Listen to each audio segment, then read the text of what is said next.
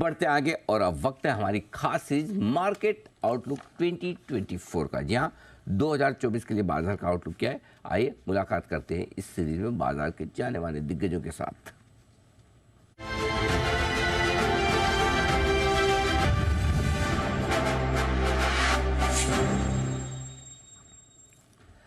आइए आज हमारे साथ कार्यक्रम में शामिल हो रहे हैं आस्क हेज सिक्योरिटीज के सीईओ और मैनेजिंग डायरेक्टर वैभव सांघवी साहब।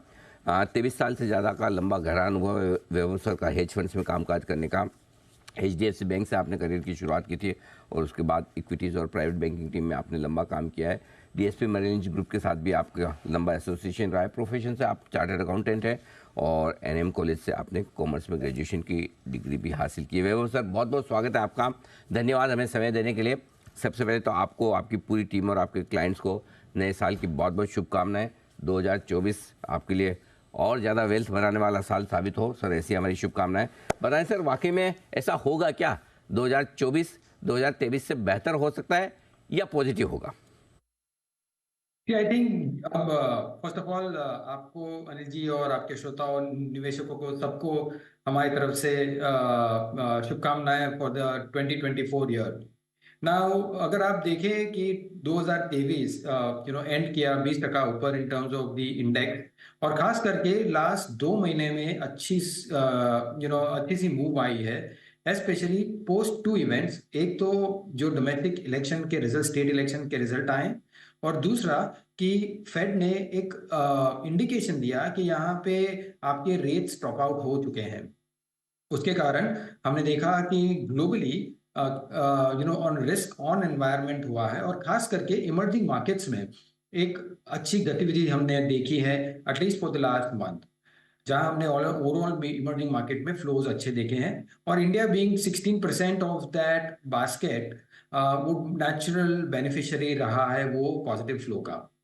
हैविंग सेड दैट, अगर 2024 देखते हैं तो हमें लगता है कि काफी हद तक हमारी वैल्यूएशन जो री रेटिंग है वो उसका दौर गया है, और हम गोइंग फॉरवर्ड अर्निंग्स कैसे इंप्रूव होंगे या जिस हिसाब से अर्निंग्स चलेगी हम उस हिसाब से फॉलो अप करेंगे। एट द सेम टाइम अगले साल में 2-3 इवेंट ऐसे हैं जहां पॉसिबिलिटी है कि थोड़ी वॉलेटिलिटी बढ़ सकती है। So yes, of course India is doing best in the global economy, but volatility के साथ हमें लगता है कि थोड़ा बढ़ाव यहाँ से शक्य है। हैविंग सेड दैट 20% अगर लास्ट टाइम चला था, whether this happens in this year, ये भी साल हो सकता है कि नहीं, it's very difficult to tell. अगर अर्निंग्स बढ़ी तो हम बढ़ेंगे।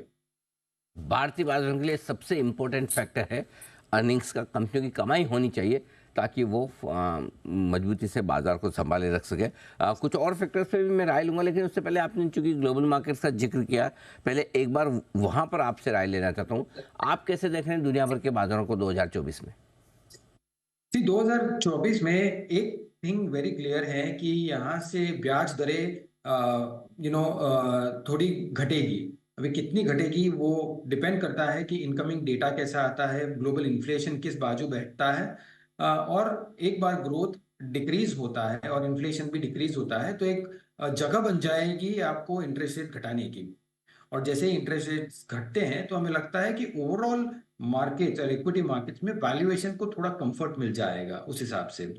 सो वो एक महत्व का पहलू है। दूसरे महत्व पहलू है कि चाइना अभी तक हमने अच्छी रिकवरी नहीं देख पा रहे हैं वहां पे, इंस्पाइट ऑफ काफी मेजर्स जो गवर्नमेंट कर रही है, on ground effect in terms of the data हमें नहीं दिख पा रहा है। सो उस कारण हमें लगता है कि ओवरऑल ग्लोबल ग्रोथ थोड़ा प्रेशर में रहेगा, और जो भी ग्रोथ रहेगा आई थिंक वो इंडिया लीड करेगा वो ग्रोथ को।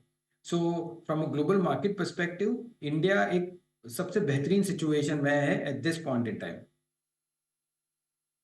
ग्लोबल ग्रोथ को लीड करने का काम भारत के बाजार करेंगे और यहाँ पर कंपनियों की कमाई सबसे इम्पोर्टेंट होगी। लेकिन इसके अलावा एक फैक्टर और वैभव जी जो इम्पोर्टेंट है वो है चुनाव को लेकर। चुनाव से पहले, चुनाव के बाद कैसे देख रहे हैं आप बाजार को?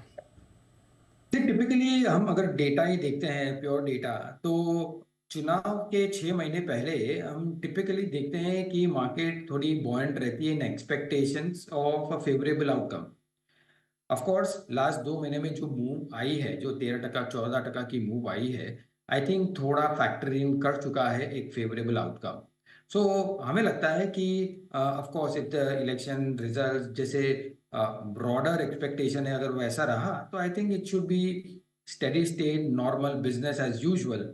But if it goes on slightly probability on the other way, तो रिएक्शन थोड़ी शार्प हो सकती है। So it is very difficult India जैसे कंट्री में इलेक्शन आउटकम डिटरमाइन करना। हालांकि सभी को मालूम है कि क्या हो रहा है, but still we will never kind of as a risk student we will never say कि ये पर्टिकुलर आउटकम होगा।